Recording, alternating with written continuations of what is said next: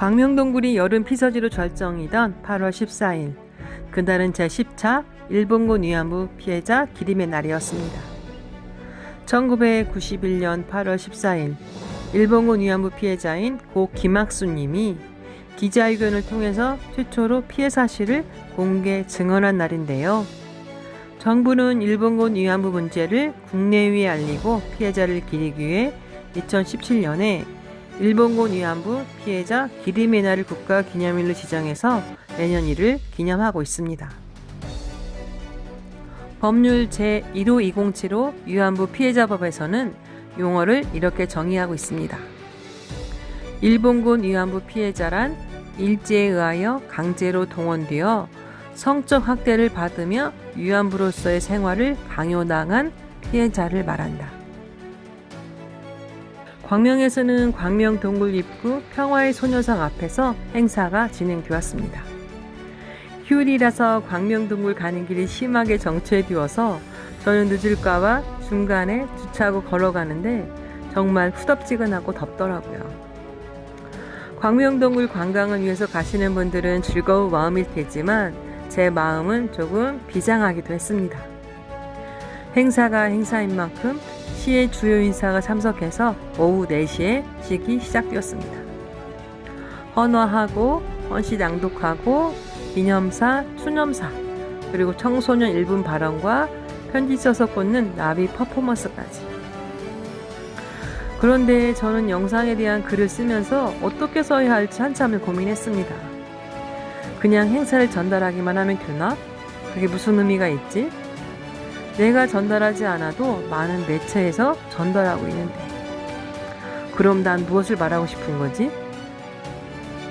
평화의 소녀상은 역사적 비극의 재발을 막자는 의미를 지닌 상징물인데 일본군 위안부 피해자들을 기리고 올바른 역사인식을 확립하기 위해 만든 소녀 동상입니다.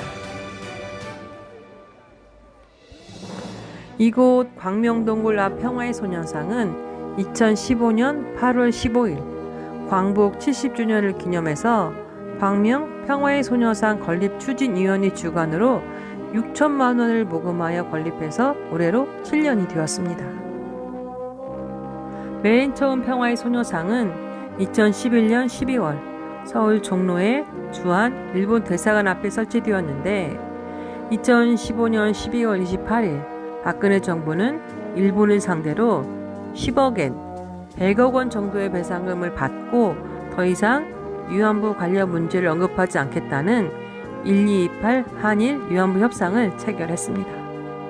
협상을 체결한 후에 일본은 이미 설치된 소녀상을 철거할 것과 더 이상 소녀상이 설치되지 않도록 힘써줄 것 또한 요구했는데요.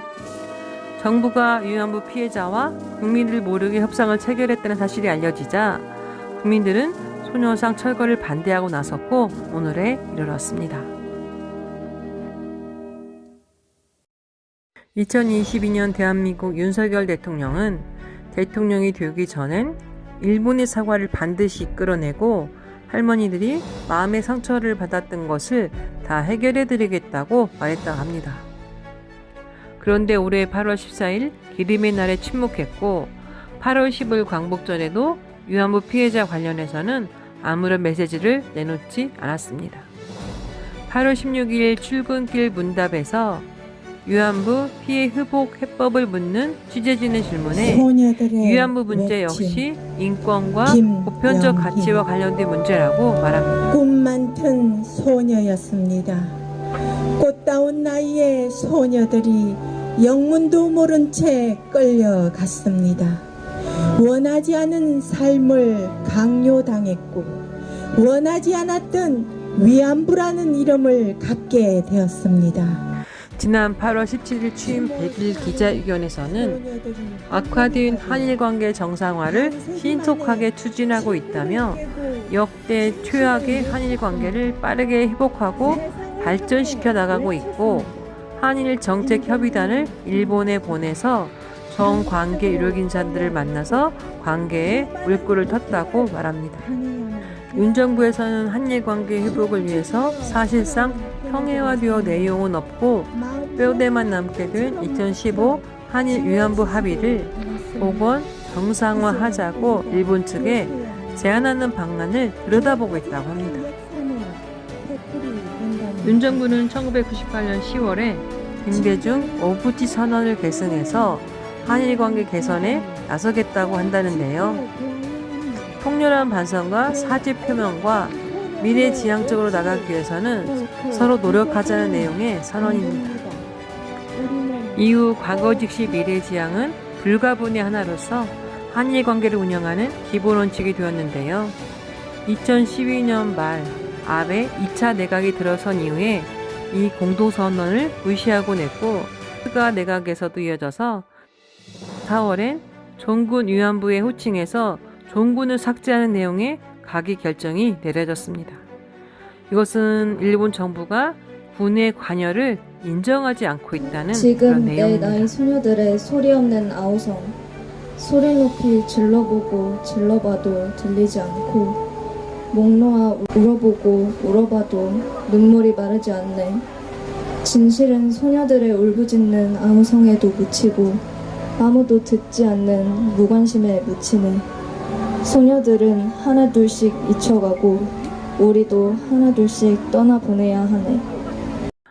현 정부에서는 한일 관계 악화의 이유를 이전 문정부가 공동선언의 정신을 계승하지 않았기 때문이라고 하지만 이 내용을 짚어볼 때 그 원인이 일본에 있는데 현 정부의 한일 관계에 대한 해법이 참으로 이해가 되지 않고 굴욕적인 외교로 보입니다.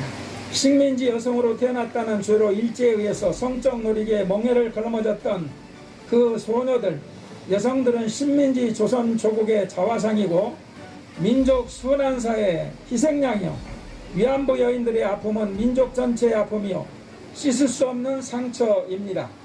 일본이 우리가 그만하라고 할 때까지 끝까지 반성하고 사과하고 또 사과해야 한다라고 생각합니다. 그래도 우리가 멈추지 말아야 할 것은 세계 평화와 인권을 위해서 끊임없이 우리는 이 행사를 멈춰서는 안 된다고 생각합니다. 제대로 된 꽃을 피우지도 못한 채 말로는 표현할 수 없는 고통과 억울한 시간을 보낸 그때의 소녀들의 고통을 상상조차 할 수 없습니다.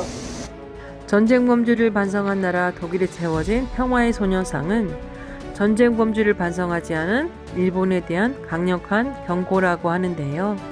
지난 6월 말 독일 베를린의 소녀상 앞에서 극우 성향 보수단체 관계자 등이 위안부는 사기라고 주장하면서 위안부 피해자를 폄하하는 시위를 벌이는 어처구니없는 일이 발생해서 피해 당사자만이 아니라 많은 국민들이 분노했습니다.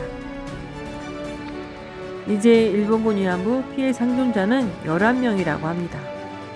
그분들이 모두 돌아가신다고 해도 믿음의 날은 계속될 것이고 피해 할머니들의 명예와 존엄을 회복하고 돈 몇 푼이 아니라 제대로 된 일본의 사과를 받아내야 될 것입니다.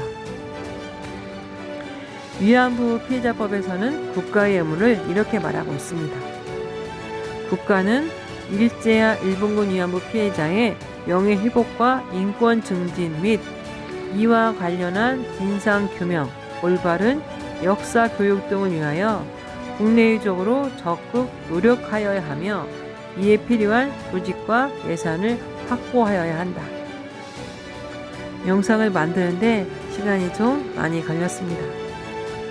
누가 시키는 것도 아닌데 믿음의 날 행사가 있다는 것을 알고 꼭 참석해서 영상을 만들고 싶었습니다. 국가가 그리고 국가를 대표하는 대통령과 행정부가 국가의 의무를 제대로 이행하길 바랍니다. 또 그렇게 할 수 있도록 국민들이 목소리를 내야 할 것입니다. 끝까지 시청해 주셔서 감사합니다.